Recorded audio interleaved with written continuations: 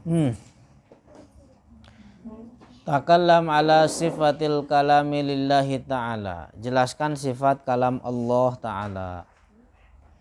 Allahu yatakallamu la kakalamina. Sifat kalam Allah tidak seperti kalamnya makhluk, tidak seperti kalamnya kita. Laisa harfan, bukan huruf. Sifat kalamnya Allah, kalamuhu laisa harfan. Sifat kalamnya Allah bukan huruf. Wala sautan, bukan suara. Wala lughatan, bukan bahasa. Qala ta'ala wa kallamallahu Musa taklima. Jadi maknanya Allah perdengarkan kepada Nabi Musa sifat kalamnya. Jadi ketika fi'il ditakkid, dikuatkan dengan masdar, apa yang terjadi? Bahwa hilang di situ majaz. Hilang kemungkinan majaz. Artinya apa? Allah benar-benar mendengarkan kepada Nabi Musa sifat apa akan kalamnya. Makanya Nabi Musa disebut dengan apa? Kalimullah. Artinya apa? Yang mendengar kalam Allah. Padahal Rasulullah juga sama, pernah mendengar kalam Allah yang bukan huruf, suara dan bahasa. Qala al-Imam Abu Hanifah fil Fiqhil Akbar.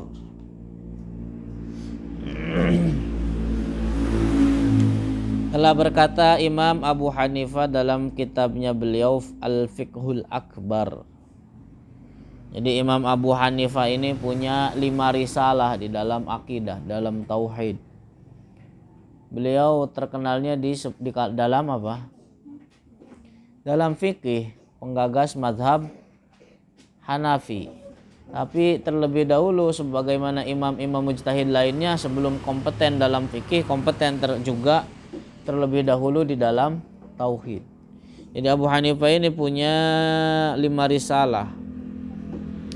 Al-Fiqhul Akbar yang pertama, Al-Fiqhul Absat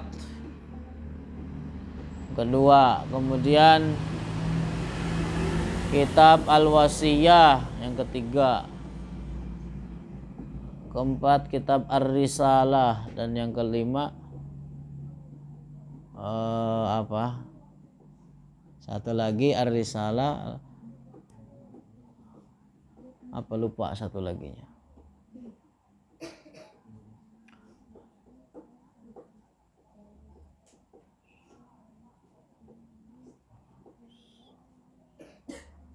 Al-Wasiyah, Ar-Risalah, lupa satu laginya. Nah, terus qala al-Imam Abu Hanifah wa yatakallamu la ka kalamina. Allah berkalam dengan tidak seperti kalamnya makhluk.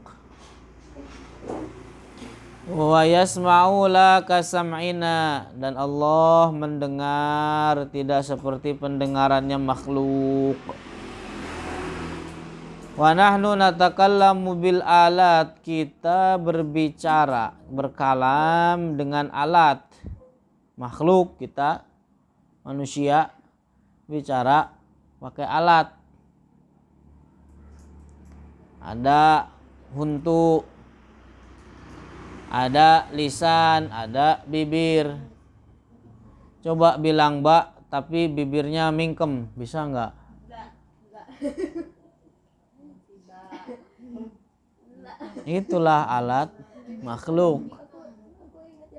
Adapun Allah Ta'ala, maka sifat kalamnya tidak seperti makhluk, tidak membutuhkan kepada alat, tidak berupa huruf, suara, dan bahasa.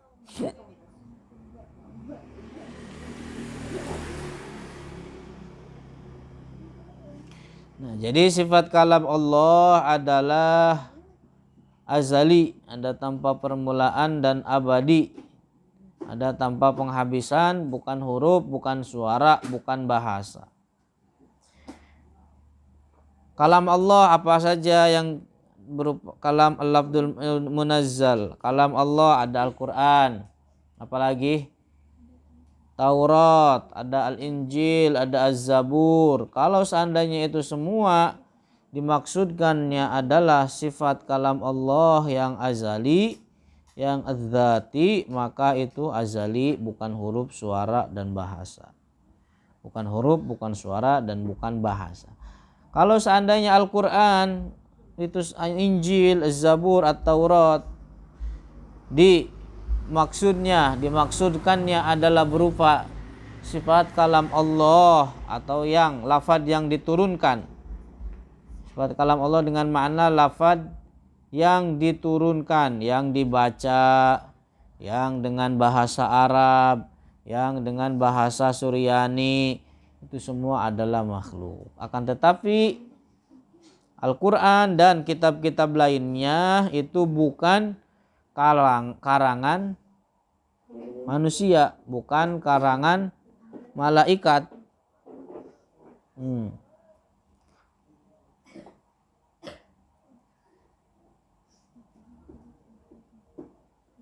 Nah itu.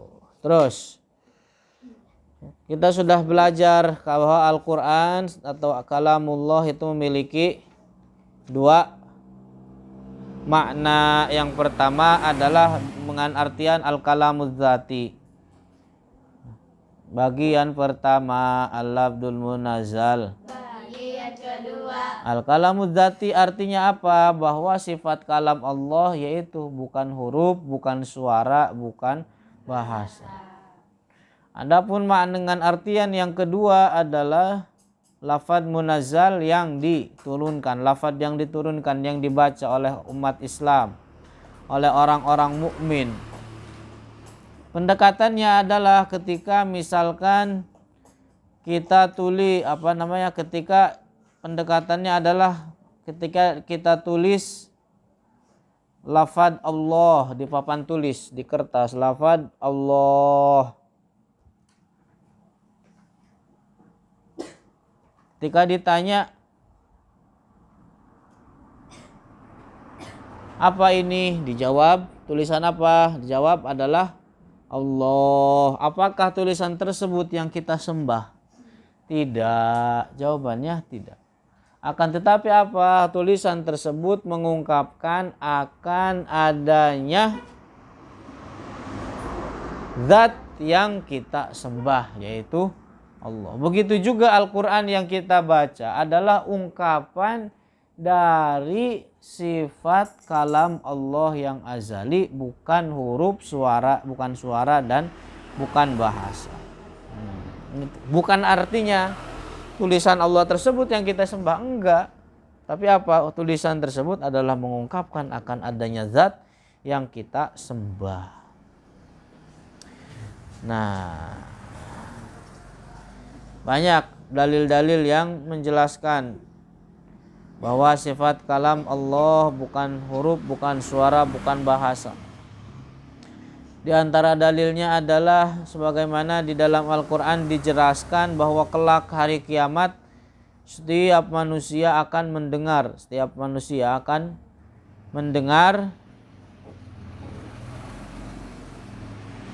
setiap hamba itu akan mendengar terhadap kalam Allah untuk melakukan hisab apa yang telah dilakukan oleh mereka semasa hidup di dunia. Kalau seandainya kalam Allah huruf, suara, dan bahasa, tentu menghisab satu makhluk aja akan mengambil banyak waktu. Karena dari umur manusia dulu mah ada yang ratusan bahkan ribuan tahun. Kalau seandainya kalam Allah dengan huruf, suara, dan bahasa, kalau seandainya hisab Allah terhadap makhluk dengan huruf, suara, dan bahasa, tentu akan memakan waktu lama. Sedangkan di dalam Al-Quran dijelaskan wa huwa asra'ul hasibin. Jadi ketika Allah menghisab seluruh hamba itu sangat cepat. Kenapa ya? Karena apa? Allah memperdengarkan kepada makhluk kalamnya yang bukan huruf, bukan suara, dan bukan bahasa. Jadi kalau seandainya kalam Allah di dalam menghisab makhluk dengan huruf, suara, dan bahasa tentu akan mengambil waktu yang lama, tidak cepat lagi.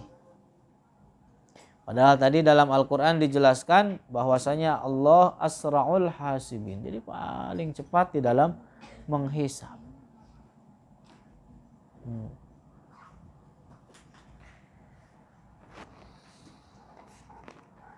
Wallahu a'lamu bishawab.